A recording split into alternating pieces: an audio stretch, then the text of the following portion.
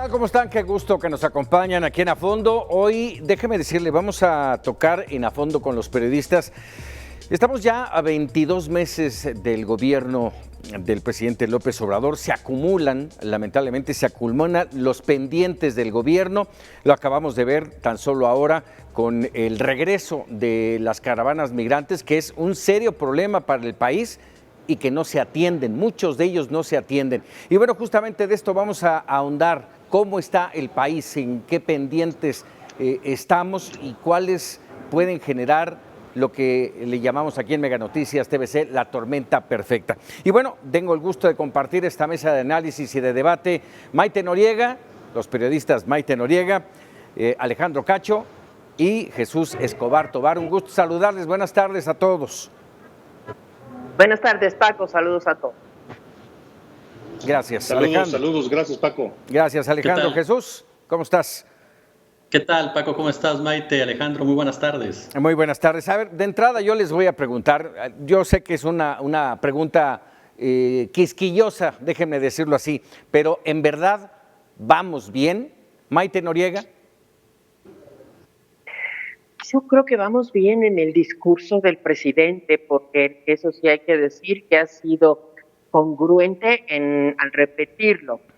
Pero si ves la realidad, te das cuenta de que vamos mal, de que problemas de salud, problemas de seguridad, que atentan contra el respeto a los derechos humanos que garantiza nuestra Constitución, me parecen preocupantes y graves, y a esto súmale la economía del país, como pendientes del gobierno, ¿no? La economía del país, que además tampoco creo que se estén dando los pasos adecuados para resolverlo.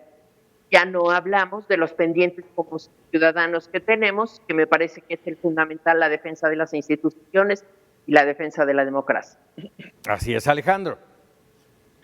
Coincido con Maite, no veo ni un solo rubro en el que vayamos bien. Hoy lo que ocurrió, por ejemplo, en la Corte me parece preocupante, lo que ocurrió en la Cámara de Diputados también, por supuesto, y se está conformando un ambiente de mayor polarización, por si nos hacía falta, de cara a la elección del año que entra, que será, desde mi punto de vista, no sé si coincidan, un sí o un no a continuar con el proyecto del presidente López Obrador. No veo que vayamos bien ni en la economía, ni en la salud, por supuesto, ni en la seguridad pública, ni en la creación de empleos, ni en la política. En este país no hay política. Se hace lo que el presidente dice, y el presidente, junto con su mayoría en diputados y senadores, ha anulado a la política. O sea, no se hace política, se hace solo lo que manda el presidente. Jesús, ¿coincides? Sí, definitivamente, Paco. Me parece que la victoria de Andrés Manuel López Obrador en el 2018 era necesaria, ayudó a despresurizar una presión, una olla de presión que se estaba generando sobre todo en los sectores más marginados, quienes a través de distintos actos empezaban ya a elevar la tensión. Por eso sí, fue necesaria, fue importante, fue un tanque de oxígeno para la democracia que ganara Andrés Manuel López Obrador. Sin embargo, en estos 2 años me parece que el gobierno federal ha tomado decisiones sumamente polémicas que no han ayudado realmente a que se pueda ir conduciendo a la famosa cuarta transformación que tanto nos vendieron como un lema de campaña. Incluso retomando lo que decía Maite de los grandes pendientes de este gobierno, me parece que el primero de ellos es el combate real a lo que es la violencia estructural, esa violencia estructural que genera la pobreza, esa violencia estructural del Estado que genera los niños sicarios, esa violencia estructural del Estado que genera precisamente movimientos como el de los colectivos feministas y que a diferencia de lo que uno esperaría que la cuarta T los abrazara, los hiciera suyos, comienza a repelerlos, comienza a cuestionarlos, comienza incluso a criminalizarlos. Me parece un gobierno que lamentablemente no ha encontrado el camino adecuado rumbo a esta transformación que tanto se nos dijo hace 2 años, ¿no? A ver, déjenme retomar un poco lo que decía Alejandro, me llama la atención y aprovecho que lo haya mencionado, lo que ocurrió hoy en el entorno de la famosa consulta para enjuiciar o no a los expresidentes.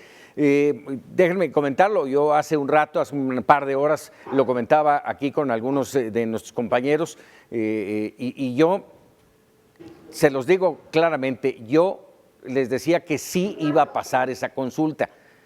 No veía yo otra opción, pese a lo que hubiera dicho el ministro Aguilar, pese a ese candado que le puso, yo veía que esto se iba a dar. Y finalmente se da, se le da la apertura, la posibilidad de que se dé la consulta, pero es importante mencionar para el auditorio, es una consulta que no es vinculante, o sea, el hecho de que voten o votemos todos los mexicanos por si queremos o no que se les enjuicie, no los lleva a juicio, y eso es parte fundamental, Alejandro.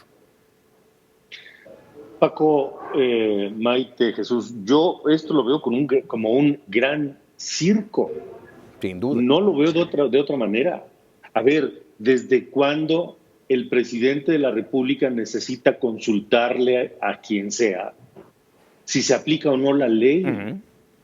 Si los expresidentes o con quien sea cometieron delitos, él y el resto de las autoridades están obligadas a hacer cumplir la ley. Ese fue su protesta, ese fue su juramento cuando protestó como presidente de la República. Entonces, yo lo que veo es que, aunque no pasara en la Corte, de todas maneras, la 4T ya tenía su plan B, hacer su propia consulta, porque lo que quieren es que la plaza pública, el pueblo bueno, ponga su dedo para abajo, los condene públicamente, es lo que quiere, el linchamiento social, y llevarlo de aquí hasta la elección del año que entra. Y si se puede, hasta el 2024, porque estamos hablando de 5 expresidentes y de una investigación sin precedentes en este país. Entonces, yo creo que incluso hasta el pensar en el 2024 quedaría corto el tiempo para realmente indagar perfectamente qué hicieron esos 5 expresidentes. Yo lo veo así, yo lo veo como un circo al que se le puede sacar una raja electoral formidable, por supuesto, a favor de Morena. Sí, y recordar, insisto, en que esto no es vinculante, no los llevará a juicio de manera directa y que 4 de estos 5, muchos de sus delitos ya habrán expirado, Maite. Sí, y este es el otro punto, ¿no? Muchos delitos probablemente hayan prescrito ya, y coincido con Alejandro en el sentido de que forma parte de un circo, pero no creo que el circo, creo que va más allá. Este afán del presidente de la República por decir que él sigue la voluntad de este pueblo bueno, al que por supuesto manipula de una manera impresionante, de tal suerte que en cuanto al presidente se le atraviese alguna otra ley con la que lo que va a hacer es llamar a este pueblo bueno para que se manifieste y a partir de ahí decir que esta democracia participativa a la que él le apuesta es la que decide lo que el presidente hace o no hace. Me parece que va orientado en ese sentido. Además es una democracia participativa en la que participan, me voy a explayar, valga el término, voy a ser bondadoso, participan muy poquitos. Esa no es una democracia participativa. Pero normal en sus consultas, Paco, Maite, Alejandro, en las consultas que ha realizado el gobierno de Andrés Manuel López Obrador para el Tren Maya y otros más, han sido una participación muy menor, poco representativa. Coincido plenamente, es una consulta netamente política para aparecer en el escenario del 2021, para tener un peso específico en una elección que el propio Andrés Manuel López Obrador lo sabe, es fundamental para el derrotero de lo que él llama la cuarta transformación. Una derrota, sobre todo en el poder legislativo, puede trastocar sus planes. Es una consulta netamente política, netamente para sus huestes. Por supuesto que los expresidentes de la República, si cometieron delitos, tienen que ser sancionados, tienen que ser encarcelados, pero con la ley no se consulta, la aplicación de la justicia no se consulta, porque eso fue otro tema, la campaña que se originó por parte de la Cuarta T, por parte de algunos seguidores del presidente, indicaban que el ministro Aguilar lo que no quería es que se juzgara a los presidentes. Él jamás habló de eso. Él habló simplemente de que la consulta, el ciudadano no tenía por qué estar definiendo derechos de otros. Entonces hablamos precisamente de un uso tramposo de la participación, de la democracia participativa directamente para los intereses de unos cuantos. Una estrategia discursiva, a final de cuentas. El vamos bien finalmente llega a donde él quiere que llegue. Y eso le genera, por supuesto, que en las encuestas haya caído, pero no lo suficiente. A ver, es que cuando él dice vamos bien, dice la verdad. O sea, le va bien a él, va bien él en su afán de destruir las instituciones, de vulnerar la democracia, de separar o de polarizar a esta sociedad. Creo que en ese sentido no miente. Alejandro. Sí, yo creo que ese vamos bien es, como dice Maite, relativo, es dependiendo a los objetivos del propio López Obrador. Platicando con un hombre que sabe mucho de los recursos que tiene el país, me decía, un exfuncionario de muy alto nivel, me decía que el presidente le alcanza el dinero, o sea, lo que el gobierno mexicano tiene y lo que va a recaudar, le va a alcanzar a Andrés Manuel López Obrador de aquí al 2024. Claro, eso sin pandemia y sin crisis económica. De modo que él iba a poder hacer lo que tiene planeado de aquí al 2024 y luego, quién sabe, no hay ninguna garantía, porque el objetivo es él cumplir lo que quiere, lo que se propone, lo que pretende para quedar inscrito en la historia, sentar las bases para que vuelva a ganar Morena la presidencia de la República y luego, pues será problema del que llegue. Inscrito en la historia ya está desde que ganó la elección y de manera apabullante, sin duda, y además de manera muy legal, muy clara. Pero, ¿qué gana el pueblo de México? ¿Qué ganan los mexicanos? ¿Cómo vamos a quedar los mexicanos con tantas puertas y ventanas abiertas sin solución, Jesús? Fíjate que ahorita que mencionabas que ya estaba en la historia, sí, definitivamente. La gran diferencia desde mi punto de vista es cómo se le va a recordar, si como alguien cercano a Luis Echeverría Álvarez o como alguien cercano a Benito Juárez, que supuestamente es el personaje clave que lo guía en su carrera política. A Andrés Manuel López Obrador le gusta moverse en ese escenario de confrontación, en ese escenario de polarización. Él mismo la provoca, él mismo crea a sus enemigos. ¿Qué ganamos los mexicanos? A mí me parece que absolutamente nada. Los mexicanos estamos inmersos precisamente en un escenario en donde estás conmigo o estás en contra mía, y es una decisión, es una postura por parte del gobierno federal que lejos de ayudar en el desarrollo, porque a final de cuentas, insisto, el cambio se llevó a cabo pensando que íbamos a mejorar con un nuevo partido en el poder, que íbamos a mejorar con un presidente distinto a Enrique Peña Nieto, distinto a Felipe Calderón Hinojosa, pero que en los resultados se está comportando exactamente igual. Incluso si nos basamos en el modelo económico, Andrés Manuel López Obrador en muchas ocasiones ha cuestionado el neoliberalismo. Bueno, estará combatiendo tal vez la corrupción del modelo neoliberal, pero económicamente el modelo neoliberal continúa intocado. No ha habido un cambio realmente sustancial que nos permitiera pensar o analizar que estamos realmente en una transformación de las estructuras como requiere hoy por hoy México. Cambios que no nos han resultado, y me hiciste recordar a Vicente Fox, igual. Era la votación por un cambio y el cambio nunca llegó, nunca se dio y México nunca creció.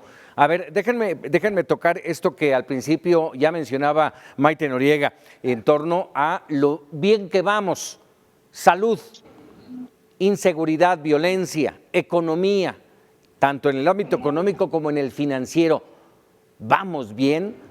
Tomando en cuenta, y así lo dice el presidente, vamos bien en economía, vamos bien en violencia y seguridad, y ahí vamos caminando en torno a la pandemia, cuando se está pidiendo y se está queriendo sacar dinero de donde se pueda para fortalecer al sector salud. ¿Vamos bien, Alejandro? No, definitivamente no. Definitivamente no. Es decir, el mexicano en su economía, en la seguridad de su casa, de su empleo, de su transporte, en sus servicios de salud, en la educación, bueno, ya no se diga, la educación es la crisis de la que no queremos hablar. En fin, no vamos bien, no lo veo por ningún lado, ya sea por factores ajenos al gobierno, es decir, la pandemia que provocó la crisis económica, pero también por decisiones o falta de decisiones del propio gobierno, como el apoyo a los trabajadores, como el apoyo a los empresarios, a los micro y pequeños empresarios, para que puedan continuar y que no quiebren tantos negocios y no se quede tanta gente sin empleo. Es decir, no lo veo por ningún lado que vayamos bien. Y agreguémosle a ello la insensibilidad, en algunos casos, feminicidios, el atender a las mujeres, el tema, por supuesto, del agua en Chihuahua. Hay situaciones muy complicadas, muy críticas, que además, insisto, no se resuelven, Maite.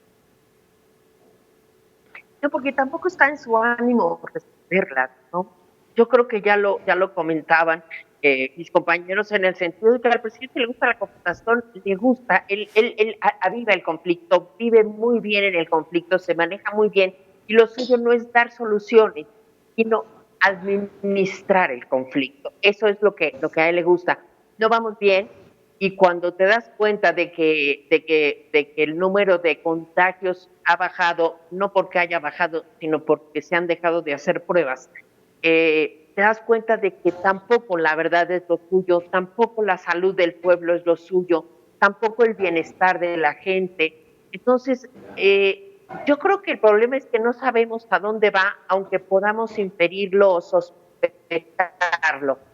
Y entonces, sin saber a ciencia cierta a dónde va, solo él lo sabe. Él sabe si el camino es el correcto, y parece que el camino que él está tomando es el correcto para llegar a donde él quiere, que está muy lejos de a donde queremos ir los ciudadanos, o buena parte de los ciudadanos.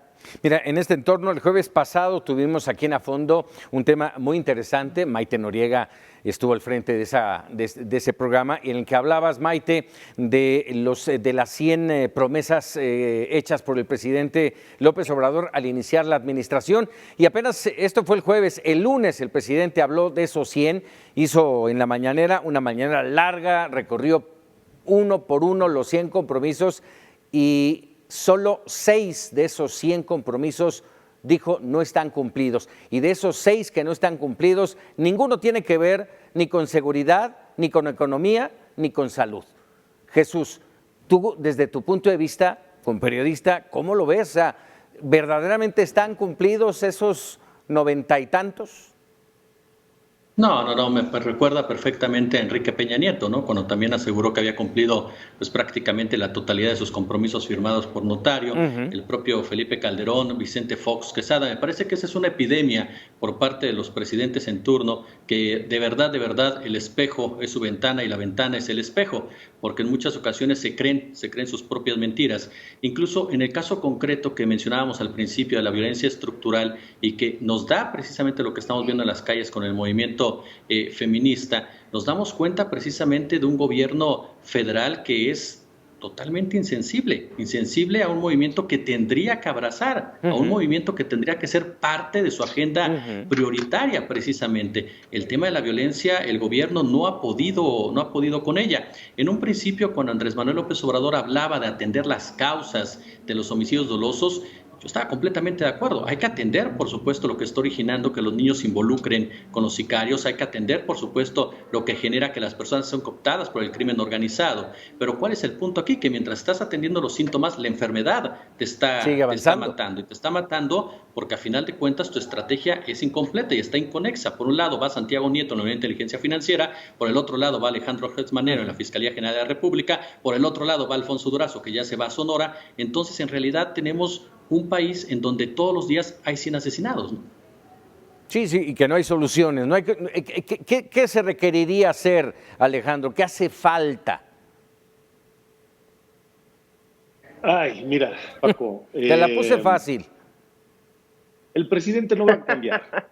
Sí, el presidente no va a cambiar. No lo ha hecho en 20 años. Como por qué lo va a hacer en los 4 que le quedan al frente de la presidencia de la República. No va a cambiar. Va a seguir gobernando bajo la lógica de que lo que él quiere es lo que se debe hacer, de que lo que él dice es ley incuestionable y que todos los demás están para cumplir lo que él decide. Así va a continuar. El año que entra tenemos una gran oportunidad. Tenemos la oportunidad de que la mayoría de los mexicanos le diga sí, continúa como vas o no. Y no estoy hablando de la revocación de mandato. No, claro. Estoy hablando de la elección intermedia, evidentemente. Será clave. Yo no sé si ha habido hasta el día de hoy una elección más importante que la que tendremos el año que entra. Por ejemplo, y ya mencionaban ustedes los 100 compromisos que el presidente numeró y que ya cumplió 94. Dices, bueno, qué gran mentira, nos están mintiendo en las narices, así como lo han hecho otros también. El secretario de Salud, en una rarísima aparición, dice que sí hay medicamentos para los niños con cáncer. Es otra gran mentira. Se acaba de cumplir un aniversario más de la tragedia de Ayotzinapa y ahora parece que todo está centrado en perseguir a Tomás Cerón y cómplices, compinches, por los delitos que pudieron haber cometido ahí, pero nadie está enfocado en decirnos qué pasó con los 43 estudiantes, quién los mató y por qué los mataron. Entonces, pero eso sigue la ruta lógica del presidente, la decida por él, y no hay otra, ¿no? A ver, en este sentido, les pregunto a los tres antes de irnos a un corte, el presidente miente, lo hemos dicho muchos de nuestros compañeros periodistas, muchos, y mucha gente seguramente también, el presidente miente. ¿Por qué? ¿Es un mentiroso patológico? Maite. Porque no tiene consecuencias la mentira en México. Porque tú puedes mentir como un bellaco y nada pasa. No hay castigo social, no hay castigo político, no hay castigo legal. No pasa nada si mientes. El presidente dice que cumplió los compromisos y si tú ves los compromisos, cuenta que la mayoría de los que él dice que ya se cumplieron, no tiene reglas de operación y no hay manera de cuantificar el cumplimiento o no de estos compromisos.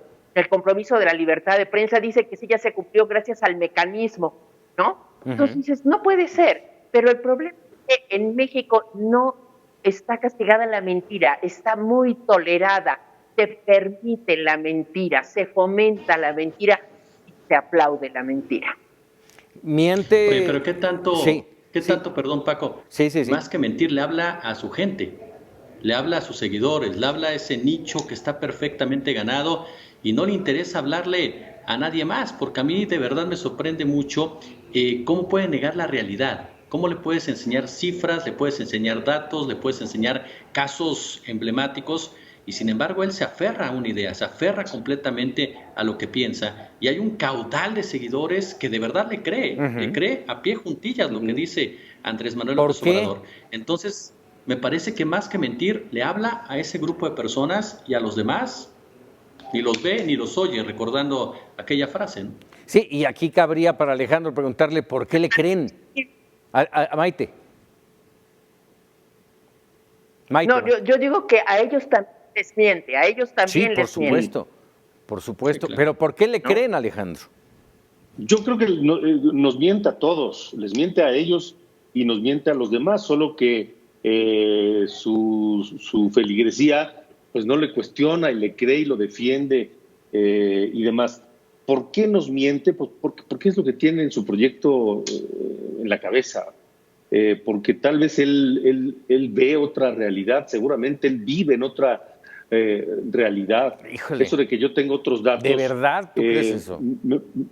¿Mandé? ¿De verdad tú crees que él viva en otra realidad? Porque podría ser que miente porque no tiene otra cosa que decir.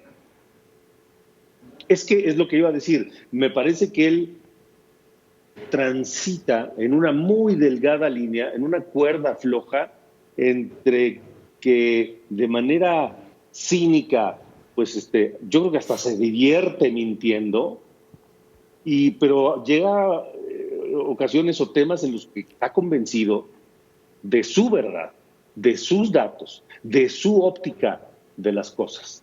Y me parece que así transita el propio López Obrador y todos los que van detrás de él, como aquellas filas en el desierto que van detrás del que hasta adelante marca la ruta y van siguiéndolo de acuerdo a cómo se mueva, ¿no? Déjenme nada más antes de ir a un corte, con esto que acabas de decir, Alejandro, voy a poner 2 ejemplos. Uno de ellos, el famoso avión, la rifa, la venta. Lo rifó, el dinero, pues espero que haya llegado a los lugares de los ganadores, eso espero. Pero finalmente el dinero que iba en el camino de apoyar al sector salud, no veo que haya llegado. Y tampoco se ha vendido ni se venderá el avión. Y por el otro lado, lo más reciente, el tema de los fideicomisos. Dice, se van a vender, se van a desaparecer los fideicomisos porque era un grupo de tranzas y una situación complicada y ese dinero va a servir para ayudar a la pandemia y ayudar al sector salud. Y luego dice, pero el dinero se va a seguir repartiendo para quienes pertenecían a estos fideicomisos. Caray, pues todo eso no lo puedes hacer con una varita mágica y no se puede seguir mintiendo así. Vamos a un corte, regresamos a fondo.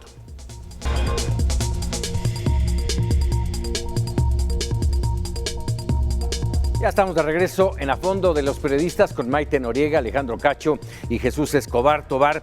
Y a ver, déjenme preguntarles, ya tocamos todo el entorno de lo que pasa del gobierno hacia afuera, pero ¿qué pasa hacia adentro? ¿Qué está pasando en el interior de esta administración? Yo no recuerdo, y ya al igual que ustedes tenemos nuestros añitos en este medio periodístico, yo no recuerdo una fuga, déjenme marcarlo así, una fuga de los hombres del presidente, tantas fugas en tan poco tiempo, 22 meses, poco más o menos 11 funcionarios de primer nivel que se han retirado, que han dicho hasta aquí, renuncio, y que además de llegar a una administración, porque cuando llegas a una administración es porque eres de confianza del presidente, terminen diciendo que las cosas no están bien en la administración. Eso por mencionar un tema, pero hay muchos más. El conflicto con los medios de comunicación, el tema con los gobernadores, con los intelectuales. Es una situación que para quienes no están metidos en política puede no resultar importante, pero es una crisis muy fuerte, Jesús. A mí me parece, Paco, Alejandro, Maite, que el problema es de origen. Es decir, si volteamos a ver a Morena, Morena no tiene una definición ideológica como tal. Fue un movimiento conformado por panistas, priistas, perredistas, integrantes del Partido Verde Ecologista de México, y así nos encontramos también con un gabinete. Yo no me imagino un lugar en donde puedan estar sentados, discutiendo, coincidiendo un personaje como Víctor Toledo, un académico de izquierda, un luchador social desde hace mucho tiempo, comprometido con causas verdaderamente a favor de la ecología, y Alfonso Romo, un hombre que a final de cuentas es pragmático hasta la pared de enfrente, un hombre que es cercano a una condición o una idea política y económica de ultraderecha. Entonces, ¿cómo logras que estos dos personajes puedan realmente ir por el mismo camino? Me parece que desde un origen no hay una ideología definida, no hay un plan de gobierno definido realmente, y por ello nos encontramos entonces con la salida de varios personajes que abiertamente han dicho, esto no es lo que yo pensaba, esto no es lo que yo creía, porque tanto la salida de Toledo como también la de Jaime Cárdenas, la acusación de Jaime Cárdenas es contundente. Nos está diciendo en el instituto, para devolver los robados, están robando. Y el presidente de la República, en lugar de investigar lo que está pasando, le exige lealtad ciega, cuando realmente la lealtad ciega es sumisión. Y me parece que eso es lo que está pasando al interior de este gobierno. Se necesitan personajes sumisos y no personajes inteligentes con una lealtad reflexiva, como diría el propio Jaime Cárdenas. Sí, denostando a cada uno de los que renuncia, denostando su trabajo, su labor, haciendo mínimo, y si no es que... Creo que el único que la libró fue Germán Martínez, ¿no? Y mira, que dijo que tampoco estaba de acuerdo, ¿no? Sí, totalmente. Y Germán Martínez es un hombre que también en su carta fue muy, pero muy duro. atacando precisamente, cuestionando precisamente la manera en cómo se están haciendo las cosas. Y no hablamos de personajes aparte que llegaron de momento o de repente desaparecieron cercanos a López Obrador. Hablamos de Carlos Ursúa, con el que ya había trabajado en la Secretaría de Finanzas. Hablamos también, por supuesto, de un personaje, como reitero, es Víctor Toledo, un hombre que lo había acompañado en su trayectoria. Jaime Cárdenas, que lo defendió en el propio IFE, en el entonces IFE, en todo momento fue cercano a la política y a la ideología de Andrés Manuel López Obrador. No el caso concreto de Javier Jiménez Espriu, también las diferencias por este tema de la entrega del control de los puertos a las Fuerzas Armadas. En fin, nos topamos realmente con gente que se ha bajado del barco porque no se ve rumbo en este barco, ¿no? No se ve rumbo. Punto importante sin duda, Alejandro. Sí, no, es que no veo por qué deberíamos suponer que había rumbo. Volviendo al tema o a la paradoja del barco, de lo que se trataba era de asaltar al barco, de hacer el abordaje. Y luego ya vemos para dónde jalamos, ya vemos dónde está el timón y vemos cómo funcionan las propelas y todo eso. Pero el chiste era primero subirse al barco y tomar el control. Y ya lo lograron. Pero resulta que el capitán del barco pues no escucha a nadie y quiere lealtad ciega. Pero ¿qué nos sorprende si nosotros sabíamos ya que lo que quería él era eso y que lo que exigía era sumisión de absolutamente todos los que están con él? Porque si no, entonces estás en contra mía. Digo, eso no es ninguna sorpresa, ¿no? Sí, me hiciste en este momento recordar aquella frase que muchos le han puesto en la voz de Andrés Manuel López Obrador, aquella de al diablo con las instituciones, y que él dice, no, yo no lo dije así, al diablo con sus instituciones, y eso es lo que está haciendo, porque está mandando al diablo todas las instituciones. Y está creando sus propias instituciones. Así es. O sea, que además al final la única es él. Él mismo es la única institución predominante en toda la cuarta transformación. Me parece que no hay rumbo. Mira, no hay que olvidar, no hay que perder de vista que fueron legítimas las causas que él supo enarbolar y que lo llevaron a ganar abrumadoramente la presidencia en el año 2018. Pero se repitió la historia de todos los movimientos populistas que conocemos, que son unas muy efectivas cajas de resonancia, son unos reflectores muy importantes y potentes para poner debajo de la lupa lo que está mal en los países y en los gobiernos, pero que una vez que asumen el poder, se convierten en lo mismo que criticaron y además no saben qué hacer. Y esa historia la hemos visto repetida muchas veces y creo que está pasando lo mismo. Como es el tema también de los distractores, entre ellos, y me refiero a esta confrontación sistemática y ya parte fundamental de la mañanera en contra de los medios de comunicación en general y algunos en particular, hablando específicamente de Reforma, ¿no? Que yo ya no sé si es o no es realmente una pugna entre ellos o es parte del juego. Maite. Mira, por supuesto que los ataques del presidente contra la prensa, él dice que es el presidente que ha sido más atacado en los últimos 100 años. No, yo creo que la prensa nunca había sido tan atacada en los últimos 100 años como lo ha sido con el presidente, porque además hay que entender que lo que hace el presidente no es un ejercicio libre de derecho a la expresión, sino que es un abuso de poder, porque además el presidente no concede derechos de réplica a todos aquellos que son insultados, vituperados, descalificados en las peroratas matutinas. Me parece que es muy grave lo que está haciendo con la prensa el presidente, que es atentar contra la libertad de expresión, pero además es dar un permiso de facto para que la gente agreda a los periodistas, ¿no? El hecho de que el presidente se refiera a algunos medios como pasquines inmundos y descalifique de la manera que hace con los periodistas, lo que hace es mandar señales a aquellos seguidores ciegos suyos que con el tal de quedar y congraciarse con el jefe, son capaces de hacer cualquier cosa. Me parece muy preocupante lo que está pasando en este sentido. Por el otro lado, yo creo que hay gente que en este afán de chapulineo se acercó a la 4T porque le convenía.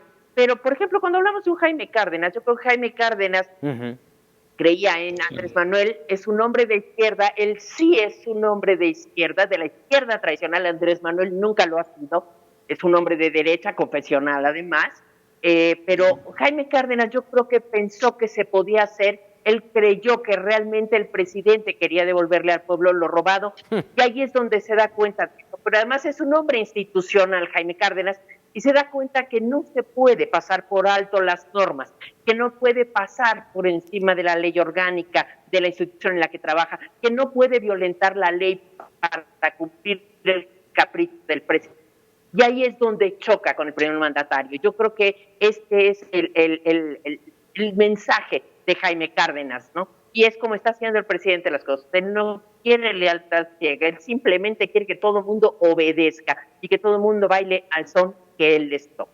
Sí, ve solamente la paja en el ojo ajeno, Jesús.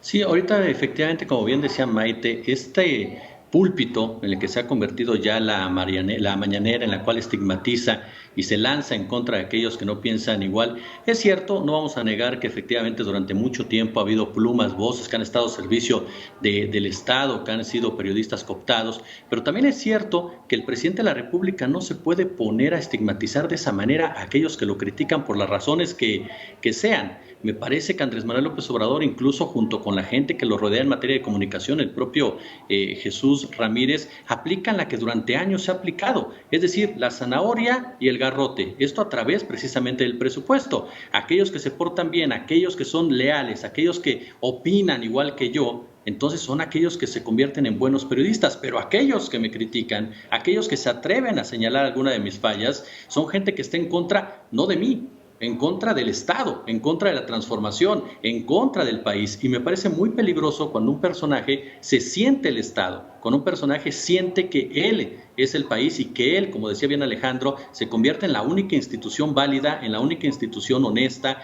en la única institución que vale la pena seguir y vale la pena escuchar. Es de verdad muy decepcionante toparte con alguien que ganó efectivamente una elección presidencial con millones de votos, aprovechando el hartazgo también de mucha gente en sexenios caóticos, como fue el caso de Peña Nieto y de Calderón, y que prometió, entre todo esto, fortalecer la democracia y toparnos con un personaje que a final de cuentas lo que está haciendo es acabar con cualquier resquicio de inconformidad, cualquier resquicio de cuestionamiento en los propios medios de comunicación, porque habrá empresarios que por supuesto, y habrá periodistas también por supuesto, que se echen para atrás ante las presiones que esté ejerciendo.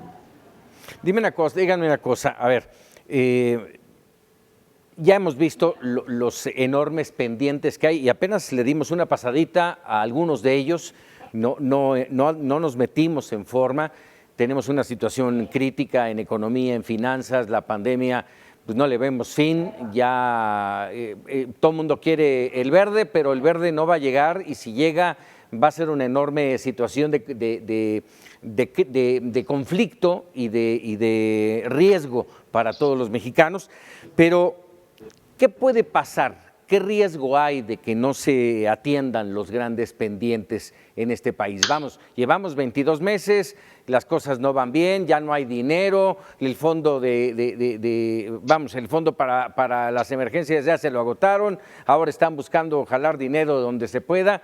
¿Qué puede pasar en los próximos meses si estos riesgos, si estas situaciones no se atienden? Jesús. A mí me parece que estamos ante una situación verdaderamente problemática y algo que me preocupa todavía más, Paco, Maite, Alejandro, es que tampoco hay alternativas.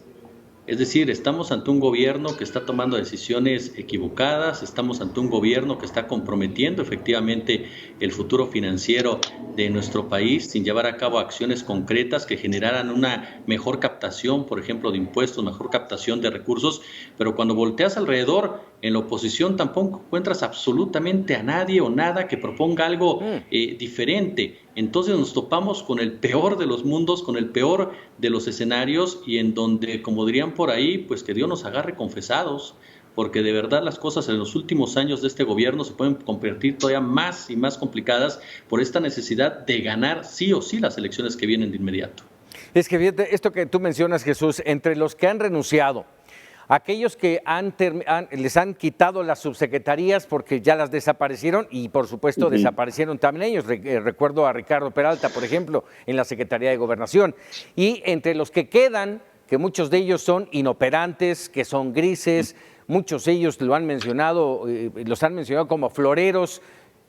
Pues vamos, ¿hacia dónde va la administración con estas cartas credenciales, Alejandro? Mira, yo creo que va hacia un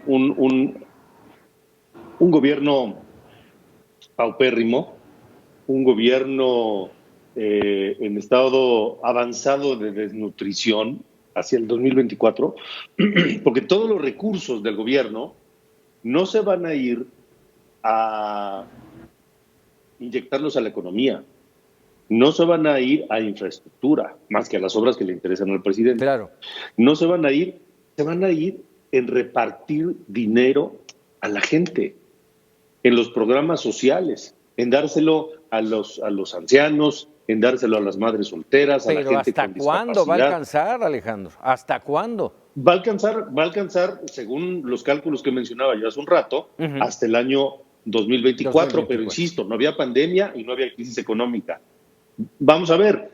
Y luego, pues ya será problema del que venga, porque, insisto, el plan del presidente es sentar las bases para que su transformación, su cuarta transformación, prevalezca por lo menos un gobierno más, que él quede como el hombre el gran benefactor que repartió todo lo que había que repartir, y luego ya será bronca del que sigue.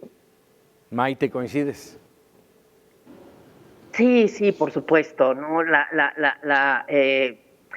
Este debilitamiento del Estado a través del debilitamiento de las propias instituciones, esta contratación de gente supuestamente honesta en lugar de preparada, lo único que hace es abonar precisamente en este desmantelamiento institucional, lo único que hace es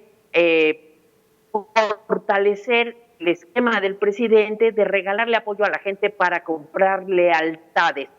Y la gente no se da cuenta de que con los 500 pesos o los 1,000 pesos que le dan, no compra un tratamiento, ni consigue un tratamiento para un cáncer, ni consigue una cirugía para la persona, para un diabético al que le tienen que amputar un pie.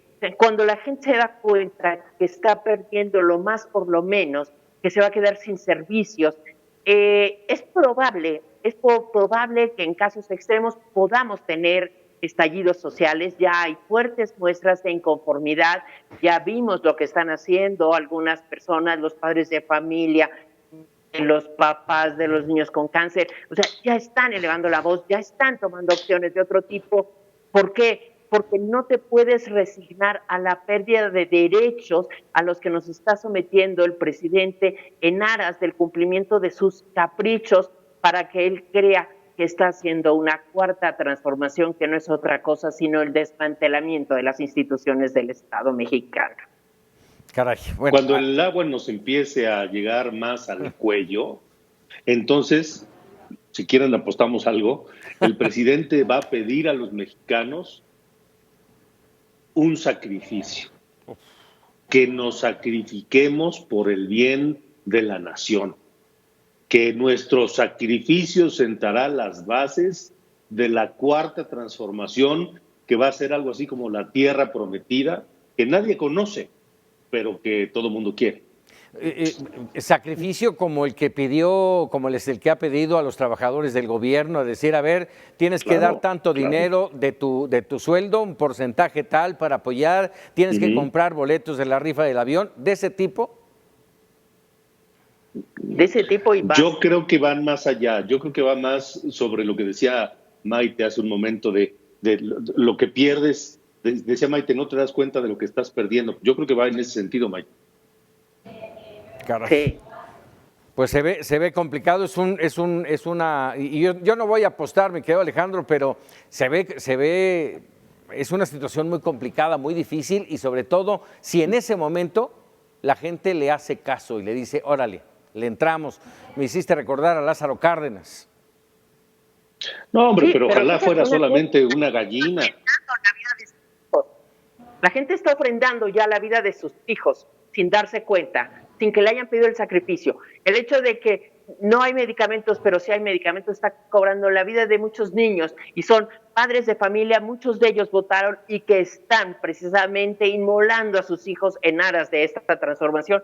Eso la gente no lo perdona, y cuando la gente tome conciencia vamos a enfrentarnos en un escenario difícil de controlar. Vamos a hacer una pausa. Dice Maite, acuérdense de mí, sí. Las escuelas, la educación, es parte de ese sacrificio, ¿eh? Sí, sin duda. Hacemos una pausa y regresamos para conclusiones a fondo.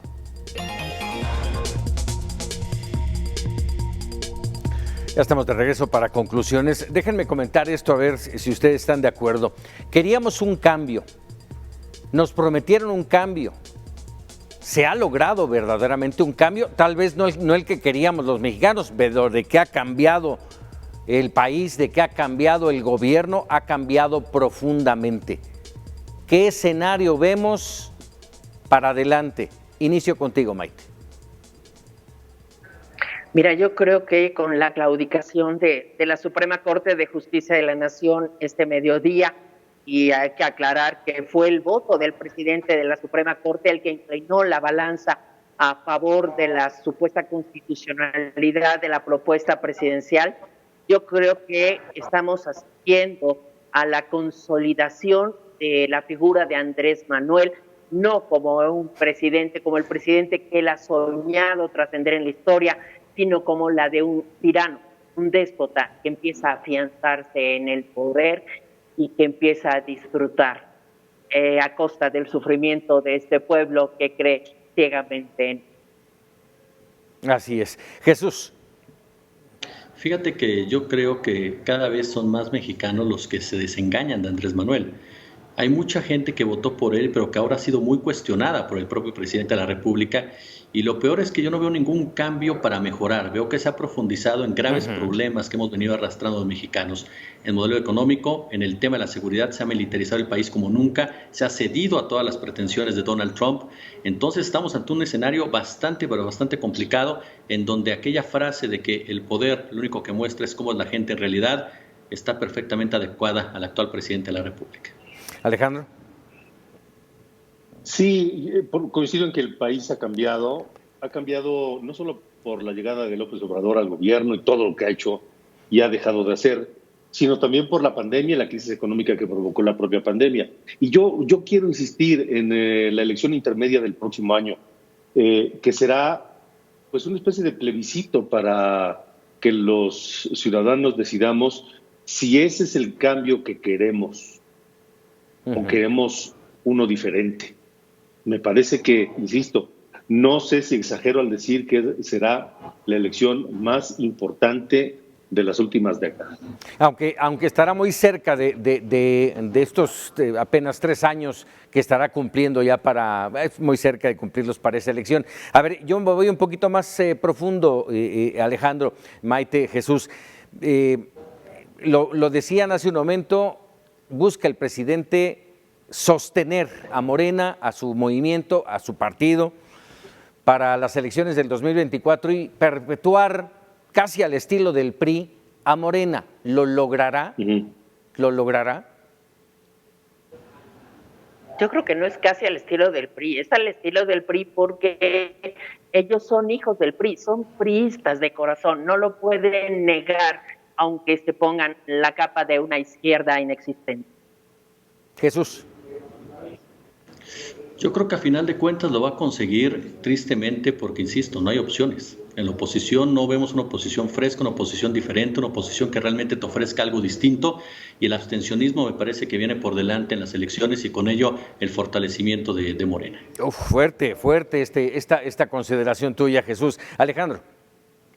Me preocupa mucho eso que dice Jesús. El abstencionismo nos va a matar. Me parece que es la oportunidad insisto, de refrendar si eso es lo que queremos o no, y dependerá de eso si lo logra o no. Pues Alejandro, Maite, Jesús, un placer, un gusto haber platicado con ustedes aquí en A Fondo y los periodistas. Espero que no sea la última, por supuesto. Les agradezco mucho. Gracias, Paco. Gracias. Gracias, Paco.